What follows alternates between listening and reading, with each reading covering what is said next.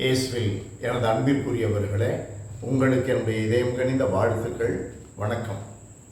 அன்பானவர்களே, இயேசு ஆண்டவர் நமக்கு இன்றைக்கு கொடுக்கிற சிந்தனைக்கான பகுதி யோவான் நற்செய்தி 6வது அதிகாரம் 41 51 முடிய.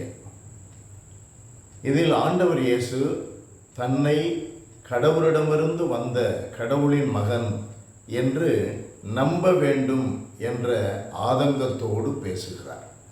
ஆனால் வலியுறுத்தி சொல்லுகிறார். விண்ணகத்திலிருந்து மன்னா வந்தது, அதை மக்கள் உண்டார்கள், இறந்தார்கள். ஆனால் விண்ணகத்திலிருந்து வந்துள்ள உயிருள்ள மன்னா நானே. என்னை உண்பவர்கள் சாக மாட்டார்கள். என் மீது நம்பிக்கை வைப்பவர்கள் நிலைவாழ்வு பெறுவார்கள். என் வழியாகத்தான் தந்தை கடவுளிடம் செல்லுவார்கள் என்று மிக மிக அடிப்படையான தன்னுடைய போதனையை யூதர்கள் மத்தியில் கொடுக்கிறார். ஆனால் யூதர்கள் அதை ஏற்றுக்கொண்டார்களா? அவர்களில் சிலர் ஏற்றுக்கொள்ள தயங்கினார்கள். மட்டுமல்ல, அதை விமர்சனம் செய்தார்கள். அவர்கள் சொல்லுகிறார்கள், இவர் யோசேப்பின் மகனாகிய இயேசு அல்லவா? இவருடைய தாயும் தந்தையும் நமக்கு தெரியாதவர்களா? அப்படி இருக்க நான் விண்ணகத்திலிருந்து இறங்கி வந்தேன் என இவர் எப்படி சொல்லலாம் என்றெல்லாம் பேசிக்கொள்ளுகிறார்கள். கடவுளே இறங்கி வந்து கற்றுத்தருகிறார் என்ற வேத வசனம் இந்த நிகழ்வு வேளையில் ஆண்டவருடைய உதடுகளிலிருந்து உதிர்க்கப்படுகிறது. மக்கள் நிறைய பேர் தயாராக இல்லை. இன்றைக்கு பல காரியங்களை பெரியவர்கள் கண்டித்து, இளைஞர்கள் தவறு செய்வதை கண்டித்து சரியான பாதையை சுட்டி காட்டினால் நம்புகிறார்களா? ஏளனம் செய்கிறார்கள், விமர்சனம் செய்கிறார்கள். உன் வேலையை பார்த்துக்கிட்டு போ என்று சொல்லுகிறார்கள். மனிதர்களை மதிக்க தெரியாதவர்கள் கடவுளை எப்படி மதிப்பார்கள்? சூசை அவர் ஒரு தச்சராக இருந்ததனால் அவரை மதிக்க அவர்கள் தயங்குகிறார்கள்.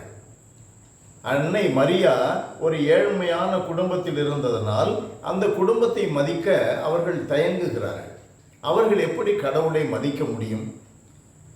ஆயிரம் வசனங்களை படித்திருக்கிறார்கள். பழைய ஏற்பாட்டு திருப்பாடல்கள் எல்லாம் அவர்களுக்கு அத்துப்படி. அதனால் என்ன பிரயோஜனம்?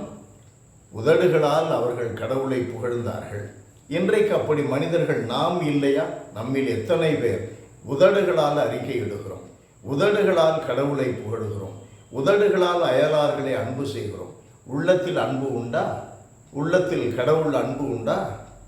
உள்ளத்திலே உண்மையான பாதையில் நடக்க வேண்டும் என்ற உறுதி உண்டா? அன்பானவர்களே, இப்படிப்பட்ட அன்பும் உள்ளத்தில் உறுதியும் வேண்டுமென்றால் இந்த கடவுளை உணவாக உண்ண வேண்டும். அவர்தான் உணவு என்று நம்ப வேண்டும். நம்புவதற்கு தயாரிப்பாக நம்மை முழுவதும் கடவுளுக்கு ஒப்புக் கொடுப்போம்.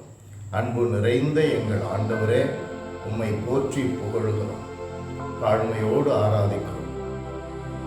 மிக மிக புதுமையான ஒரு போதனையை இயேசு கொடுத்தாலும் அதை நாங்கள் நம்புகிறோம். ஆண்டவரே, விண்ணகத்திலிருந்து இறங்கி வந்த உயிருள்ள உணவு நானே என்று தன்னையே முழுவதுமாக ஒப்புக் கொடுக்கிற இயேசுவை உண்மையாகவே நற்கருணையில் உண்டு அதன் வலிமையினால் நாங்கள் உள்ளத்தில் உறுதியும் உள்ளத்தில் உண்மையான அன்பும் கொண்டு இயேசு எங்களுக்கு காட்டிய பாதையில் நடந்து பரமதந்தையாகி உம்மை அடைய எங்களுக்கு வரம்தான். எங்களிடம் இதற்கான பாதையிலே உள்ள தடைகளையெல்லாம் எடுத்துவிட்டு எங்களை ஏற்றுக்கொள்வீராக. இயேசுவின் நாமத்தில் ஜெபிக்கிறோம் பிதாவே. ஆமென். ஆமென்.